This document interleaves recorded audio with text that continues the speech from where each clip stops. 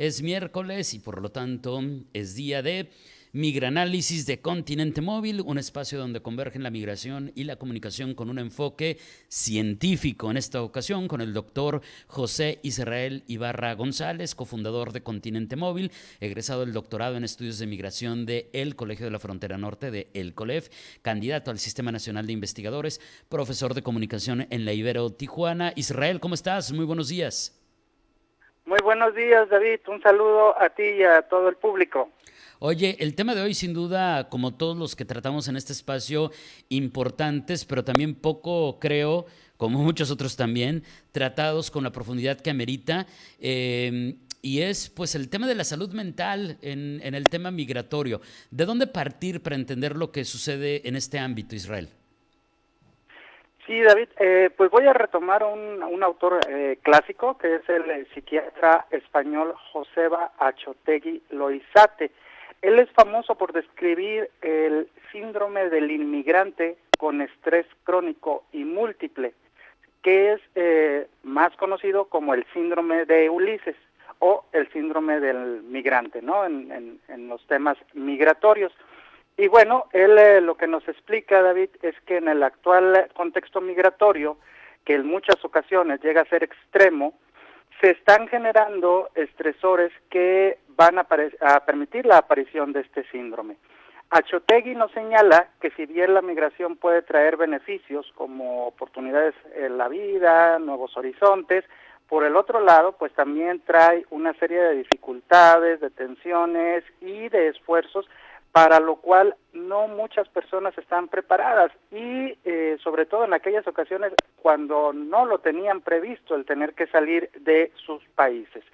Entonces, pues este lado oscuro, el investigador lo denomina estrés o duelo migratorio y digamos en su situación más complicada, el sujeto puede pasar por una serie de procesos que lo llevan a lo que el investigador Achotegui denomina la desestructuración del sujeto. ¿Que esto qué significa? Que bueno, llega a carecer de una identidad estable y unificada, ¿sí?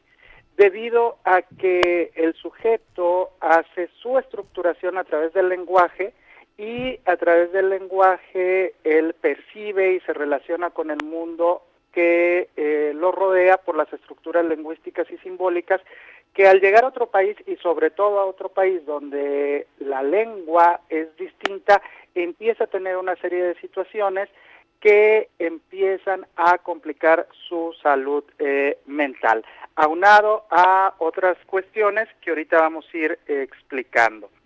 Y si bien, David, pues en la historia del hombre hay todo un antecedente de migraciones con numerosos éxitos, la realidad es que en la actualidad hay un par de combinaciones que son muy complicadas de enfrentar, que es la existencia de vulnerabilidad previa en el sujeto, es decir, que el inmigrante venga ya de salida con algún problema de salud o con alguna discapacidad, y por otra parte que el país a donde llegue sea hostil, que tenga políticas antiinmigrantes. La combinación de estos dos supuestos empuja a que se complique su salud mental, David.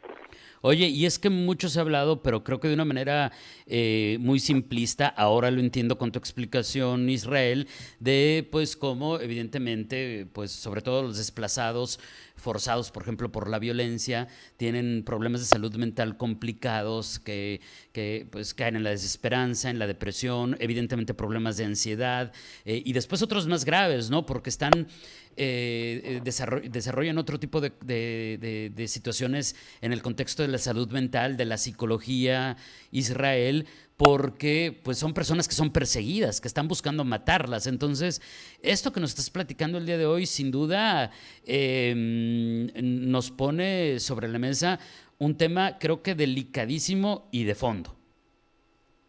Sí, exactamente, David, y de atención urgente. Señalarte, bueno, se considera un duelo migratorio porque se pasa por una serie de procesos que pueden asemejarse a la pérdida de un ser querido, con la diferencia que el duelo migratorio no representa la desaparición del país de origen o de los familiares en el lugar de origen y se puede seguir teniendo contacto. Sin embargo, ya no estás en el lugar.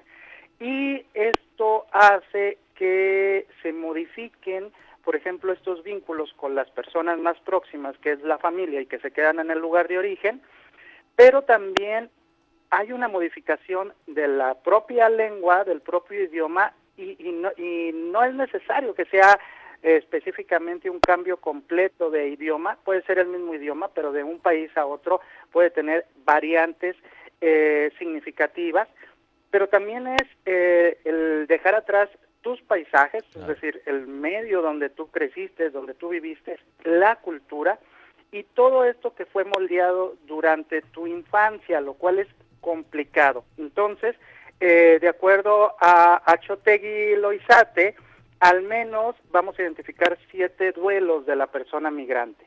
El primero es la ausencia de la familia y los amigos, la segunda es la ausencia de la lengua, incluso mencionando esto que acabo de decir, estas variantes de la propia lengua, también la cultura, es decir, va a haber cambio de costumbres, va a haber cambio de religión y valores. En el caso de la tierra, pues cambian los paisajes, los colores, los olores, inclusive la luminosidad. Algo muy importante, el estatus social, ¿sí? Es decir, tú en tu lugar de origen, pues tienes documentación, tienes trabajo, tienes vivienda, posibilidades de ascenso social, o tienes un estatus social en tu lugar de origen que cuando llegas al otro lugar ya no existe. Ya no existe todo esto. O sea, hay que empezar desde cero y todo esto afecta a la salud mental. También vienen los prejuicios a los que se tienen que enfrentar en el nuevo país, la xenofobia, el racismo y lo que comentabas hace un momento, David, la cuestión de la integridad física, es decir, hay que pasar por viajes peligrosos, pasar por pateras en el caso de Europa, en el caso de México, encerrados en los trailers y condiciones extremas, y después ya con la autoridad pues está el riesgo de la expulsión en el caso de la migración irregular y el estar en la completa indefensión. Entonces todo eso se va acumulando en la mente del sujeto y vuelve complicado este proceso que debería de ser menos traumático, que es la integración al nuevo lugar de acogida, David. Oye, qué temazo, sin duda. Digo, temazo, híjole, también como que qué mala elección de palabras la mía porque es un tema muy doloroso, pero cómo me hiciste recordar durante tu explicación, Israel, pues hay una canción que seguramente muchos ubican que se llama Solo le pido a Dios, que hizo muy famosa, me dirás, Israel, ¿de qué estás hablando? Me explico. La hizo muy famosa, entre otros, Víctor Manuel y Ana Belén, y hay un pequeño verso que dice: desahuciado está el que tiene que marchar a vivir una cultura diferente. O sea, poniendo sobre la mesa el dolor de una persona que por una u otra razón tiene que dejar absolutamente todo. Y retomo el tema, el comentario inicial. ¿Cómo no vamos a entender lo que explica este autor que nos comenta, Achotegui, en el sentido de los efectos a la salud mental de quienes tienen que dejar absolutamente todo? Pero cuando decimos absolutamente todo, hoy entendemos que es más que lo material, Israel. Así es, David. Y hay quien puede, enfrentar todas estas situaciones y salir de alguna manera estable, pero hay otras personas que se quedan en el sufrimiento constante. Entonces, Achotegui retoma a Bowlby, que él nos menciona 4 etapas de este proceso, ¿sí? El primero es la negación, es decir, el migrante dice, no acepto el cambio, no es lo mío, no lo quiero aceptar.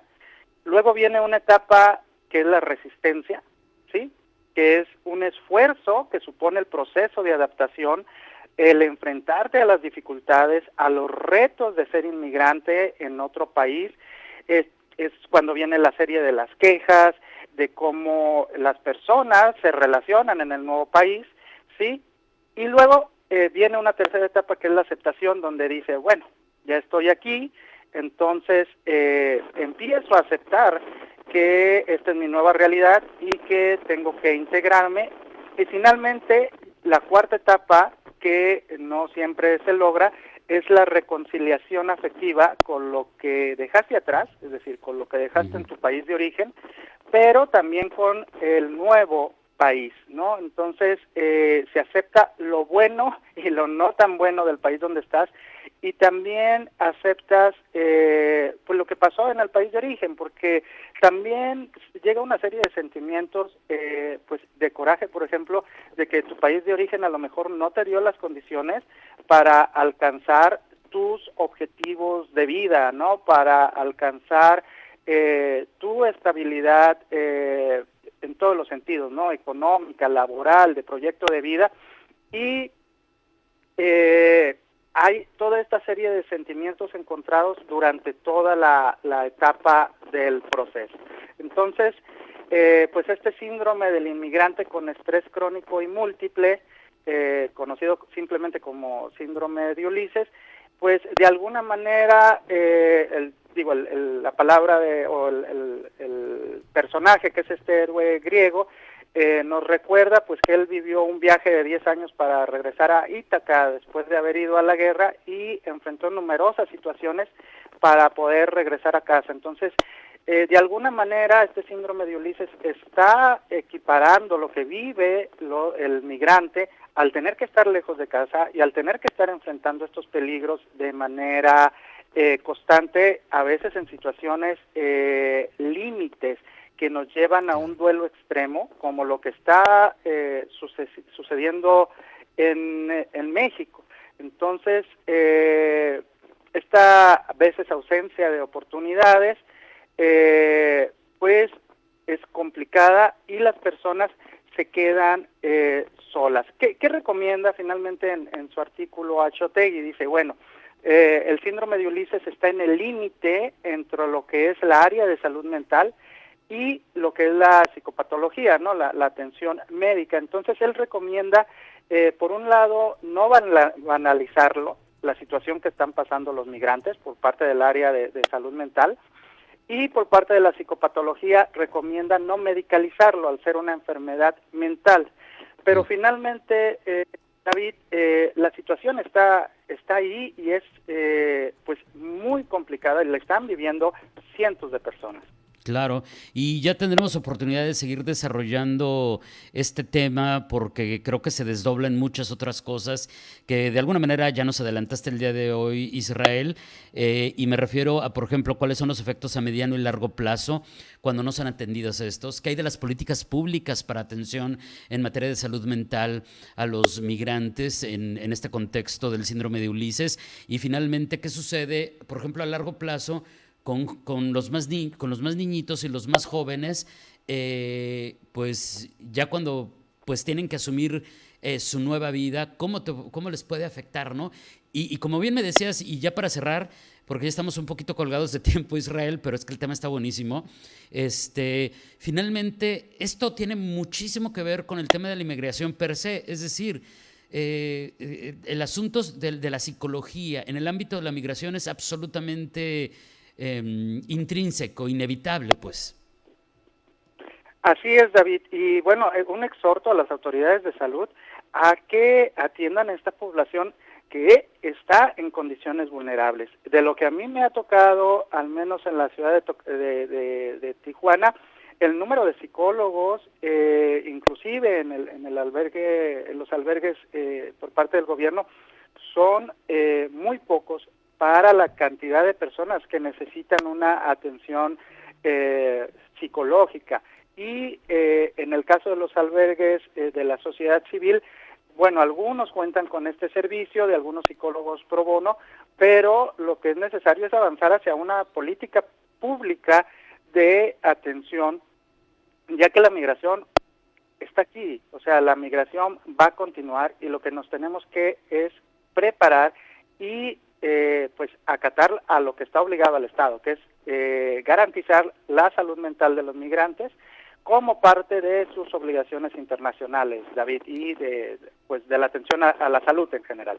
Sí, sin duda. Y como nos dicen también algunas personas del público, pues cómo no entender la parte de este resentimiento que queda respecto a tu país de origen o tu ciudad de origen por la manera en que por la manera en que te tuviste que ir y hoy estás enfrentando eso tan duro, ese duelo tan que ahora entendemos es mucho más complejo de lo que creíamos. Israel, como siempre, muchísimas gracias. Te mando un abrazo y nos escuchamos muy pronto. Excelente miércoles. Nos escuchamos pronto. Un saludo. Hasta luego. Gracias, es Israel Ibarra, el doctor Israel Ibarra González, cofundador de Continente Móvil, con el migranálisis de Continente Móvil de este miércoles. Si usted quiere conocer más de la investigación que hacen, la formación y divulgación que ofrecen en Continente Móvil, así los encuentra como continentemóvil.com y como Continente Móvil en redes sociales, Facebook, Instagram, Twitter, LinkedIn.